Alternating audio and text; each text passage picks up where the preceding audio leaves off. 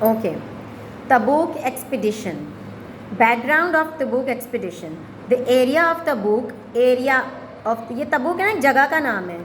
Area of Tabuk is located at the distance of about 500, underline please, 500 north of Medina. Medina से 500 kilometre north पे ये तबूक की जगह है.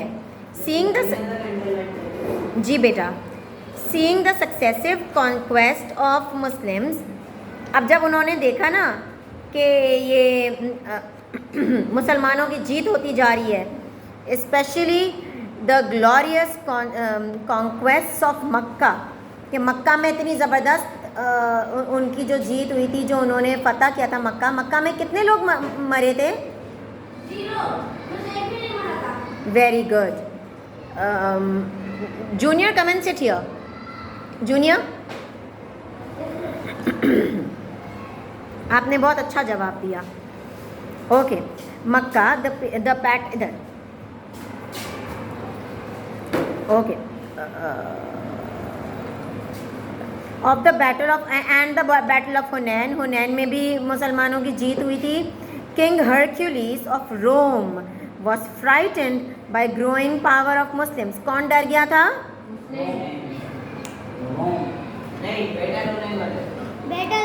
नहीं, बैटल ऑफ हुनैन तो हम जीत चुके हैं. अब डरा कौन था? King of Hercules, king of Rome. King Hercules उनका नाम था, और वो जो है वो डर गया था मुसलमानों की पावर की. उनकी पावर बढ़ती जा रही थी. उठे आप, यहाँ आके बैठे. ओके. उनकी पावर बढ़ गई थी तो डर कौन गया था? King of Rome. Very good. Okay. He started a huge army to break the power of Muslims. अब वो क्योंकि वो डर गया था तो उसने ना एक बड़ी सी अपनी आर्मी बनाना शुरू करी मुसलमानों को मारने के लिए. The news of their preparation reached the Holy Prophet ﷺ through traders of Syria.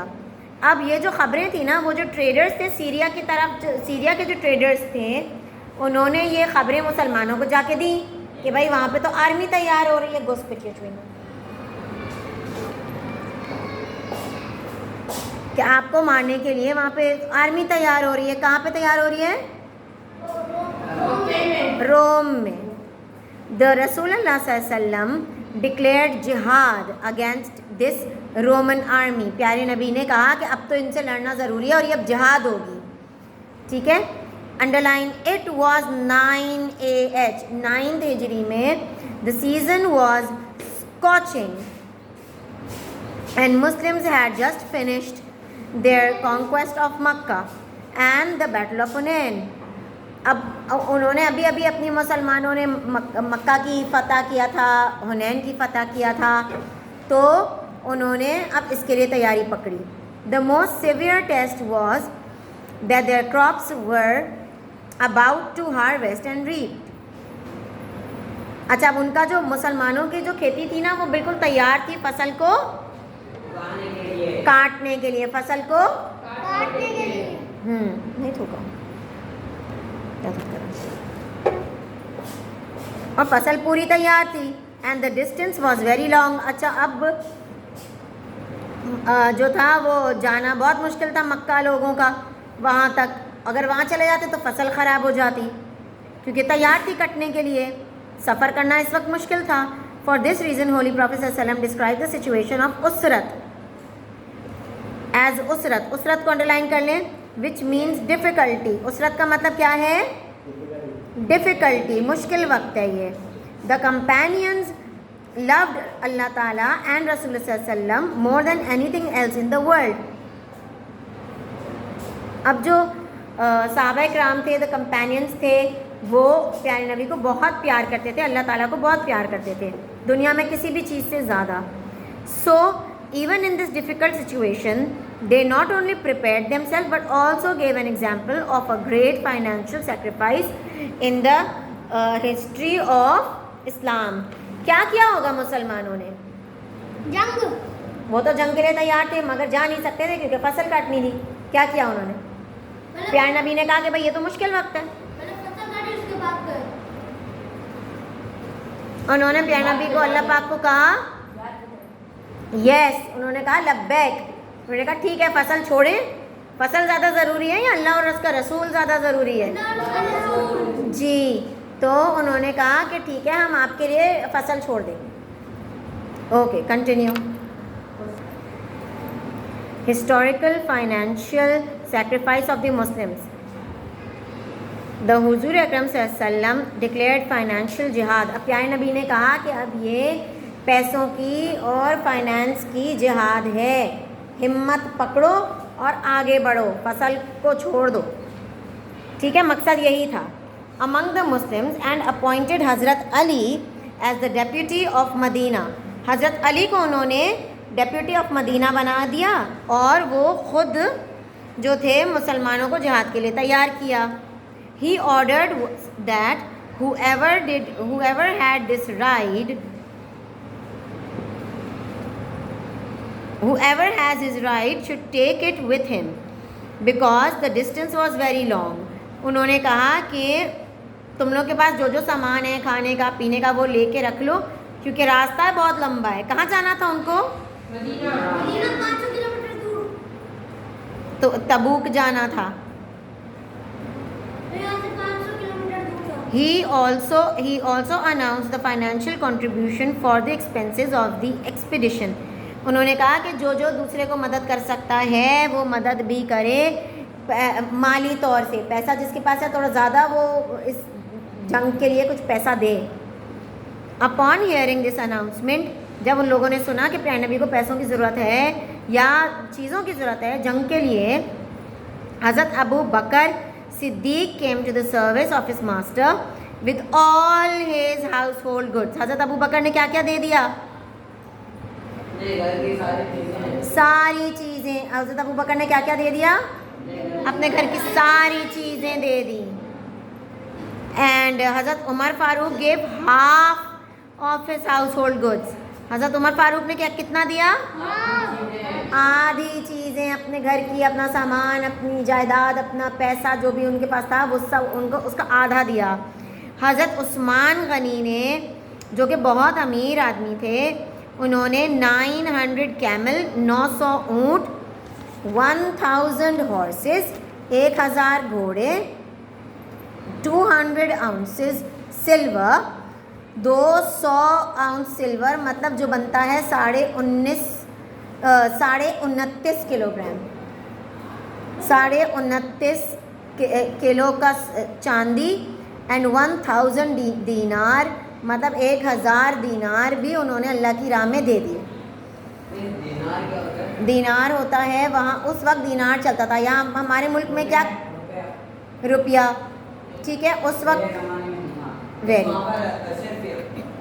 नहीं, अशरफी समथिंग एल्स। अशरफी कहते हैं सोने के सिक्के को, मगर ये जैसे सोने का बिस्किट होता है, ये कहीं की करेंसी तो नहीं है ना, ये एक चीज़ है जो आप लेके रख सकते हैं, मगर दीनार उस वक्त की करेंसी थी। अंडरस्टैंड? ऑन दिस ओकेजन रसूलुल्लाह सल्लल्लाहु अलैहि वसल्लम became very delighted with the generous act of हज़रत Usman and praised him very much. हज़रत प्यारे नबी इतना खुश हो गए थे हज़रत उस्मान का इतना सब देने से कि उन्होंने बहुत उनको सराहा हज़रत उस्मान को और बहुत उनको शुक्रिया अदा किया। हज़रत अबू अकील अंसारी, पुअर कंपेनियन, जो अकील अंसारी के पास कुछ भी नहीं था, बहुत गरीब थे, used to fetch water from the well and earn a living for carrying 4 kilogram of dates. अच्छा, वो क्या करते थे? कुएं से पानी निकालते थे और खजूर उठा उठा के दूसरों की तरफ लेके जाते थे और इसकी मजदूरी लेते थे। इतने गरीब थे वो। कौन? Aqeel Ansari. Very good. He gave half of his dates. उन्होंने अपनी ना आधी खजूरें दे दी। He got in 1 day's wages of his for his family and presented the rest for the Allah रसूलुल्लाह सल्लल्लाहु अलैहि वसल्लम। अब उन्होंने क्या किया अकील अंसारी ने? अब जो भी एक दिन की मजदूरी के पैसे मिलते थे ना, वो खजूर ले आते थे अपने घर, क्योंकि खजूर एक ऐसा फल है जिसको खाने से आपके जिस्म की सारी ज़रूरियात पूरी होती है। विटामिन्स हैं उसमें, पोटेशियम है, मैग्नीशियम है। उसको खाने वाला ना भूख भी बंद होती है, ख़त्म होती है भूख भी, और जिस्म में भी ताकत आती है, मीठा होता है तो एनर्जी आती है। तो उन्होंने खजूर लेके रख ली थी, एक दिन की खजूर बस उन्होंने अपने लोगों को, अपने घर वालों को रखी, बाकी सारी खजूरें प्यारे नबी को दे दी। अच्छा जी, The Rasulullah sallallahu alaihi wasallam liked this act so much that he ordered to scatter these dates all over the pile of goods. उन्होंने कहा कि प्यारे नबी ने उनको इतनी अच्छी लगी ये अदा उनकी देने की कि उन्होंने कहा कि ये जो खजूरें हैं ना, ये हर जगह हर चीज़ के ऊपर एक एक खजूर रखो, क्योंकि इतनी कीमती हो गई अब ये खजूर, इतनी वैल्यूएबल है ये खजूर कि उन्होंने अपनी फैमिली के लिए नहीं रखी, उन्होंने यहाँ दे दी। दिस एक्ट ऑफ रसूलुल्लाह सल्लल्लाहु अलैहि वसल्लम raised a spirit of companionship. अब ये दोस्ती और ये मोहब्बत का जज्बा कि भाई अमीर तो अमीर, गरीब की भी प्यारे नबी इतनी रिस्पेक्ट और इतनी उसकी चीज़ों की वैल्यू करते थे कि लोग, ये मोहब्बत का जो जज्बा था ना, ये और ज़्यादा बढ़ गया। लोग तभी तो लोग प्यारे नबी के लिए इतने फ़िदा हैं। आज तक लोग प्यारे नबी के उसके लिए, प्यारे नबी की बात के लिए कितनी रिस्पेक्ट से लेते हैं आज तक, जबकि प्यारे नबी को मरे हुए मतलब पर्दा फरमाए हुए हज़ारों साल हो गए, हाँ या नहीं? मगर आज भी प्यारे नबी की किताबें, प्यारे नबी की इस्लामियात आज तक पूरी दुनिया में पढ़ाई जा रही है। हम पढ़ेंगे वो।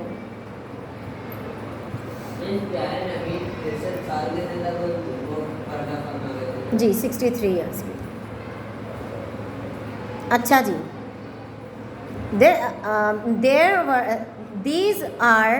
these were just a few examples, otherwise ये तो थोड़ी सी examples हैं, 2-3 बताया, हज़रत अली का बता दिया, हज़रत उस्मान का बताया, हज़रत किसका बताया, हज़रत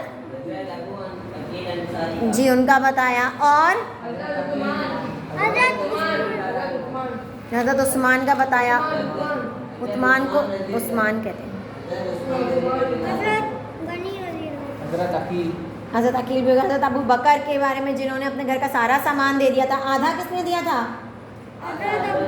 उमर फारूक, हज़रत उमर फारूक ने आधा दिया था। मतलब ये तो कुछ लोग हैं, वरना बहुत से लोगों ने कंट्रीब्यूट किया था टू दिस फाइनेंशियल जिहाद अकॉर्डिंग टू देयर एबिलिटी। जिस तरह उनकी वो थी, जितना वो कर सकते थे, बाकी सब ने किया। This great army of 30,000 Muslims, कितने मुसलमान थे? जी, reach the field of Tabuk about 14 days later, 14 दिन के बाद वो तबूक पहुँचे थे। Due to this extreme heat on the way, इतनी सख्त गर्मी थी। अरब के और रेगिस्तानों में तो बहुत गर्मी होती है, बहुत शदीद। उस गर्मी में भी वो लोग ट्रैवल किए थे, किसकी मोहब्बत के लिए? प्यारे नबी की ऐसी मोहब्बत के लिए। The army and the animals became very restless, but it rained with the blessed दुआ ऑफ रसूलुल्लाह सल्लल्लाहु अलैहि वसल्लम which made all the Muslims happy. अच्छा, अब इतनी सख्त गर्मी थी कि मुसलमान और जानवर और लोग सब बीमार और घबरा गए थे उस वक्त। वरना आप जगह चेंज करूँगी मैं आपको। फिर प्यारे नबी से उन्होंने कहा कि दुआ करें कि कुछ हो जाए, हम कुछ बरसात हो जाए। प्यारे नबी ने बारिश की दुआ करी और बारिश हो गई। तो सब लोग, बहुत मुसलमान थोड़ा रिलैक्स हो गए और खुश हो गए, अल्लाह का शुक्र करने लगे। मुसलमान waited for the Christians for 20 days, 20 दिन तक वो तबूक में बैठे रहे, इंतज़ार करते रहे कि आए ना ज़रा। कौन? The Christians. कौन से क्रिश्चियंस हैं ये? द किंग ऑफ रोम की आर्मी का वेट कर रहे थे। But seeing the devotion and struggle of the Muslims, they were so horrified that they gave up the intention to war. अब जब उनको पता चला, अब कोई बात छुपती तो है नहीं, अब जब उनको पता चला कि भाई मुसलमान तो अपनी खेत भी छोड़ के, फसलें छोड़ के, पक्की हुई फसल छोड़ के आगे बैठे हुए, आओ ना, आओ लड़ो, आओ मुकाबला करो ना, आओ। तो रोमन्स क्या हो गए? डर गए। और उन्होंने आए नहीं, उन्होंने फैसला ही बदल दिया, अपना इरादा ही बदल दिया कि हमने लड़ाई करनी ही नहीं है, डर गए। हाँ। आफ्टर अबाउट 50 डेज, 50 दिन, प्यारे नबी आफ्टर 50 डेज, 50 दिन के बाद प्यारे नबी ने फरमाया कि रिटर्न्ड मदीना, वापस आए प्यारे नबी सक्सेसफुली विदाउट अ फाइट। अब ये फाइट भी जीत में बदली और किसी का भी नुकसान नहीं हुआ, कोई भी मौत नहीं हुई। नहीं हुई। द रसूलुल्लाह सल्लल्लाहु अलैहि वसल्लम came back successful. The Muslims were so happy with this arrival that they gave a warm welcome to the army, and they did at the occasion of migration of Rasulullah sallallahu alaihi wasallam. अब ये बहुत खुश हुए थे मुसलमान, और जो मुसलमान थे वो बहुत उन आर्मी का, उन लोगों ने जो वहाँ रह गए थे उन्होंने उसका बहुत अच्छा इस्तकबाल किया। कॉन्सिक्वेंसेस का मतलब होता है नतीजा, result. From this battle, the hearts of the infidels around were terrified due to the devotion of and the struggle of the Muslims. अच्छा, अब जो कुफार था वो इस जीत से मुसलमानों की बहुत ज़्यादा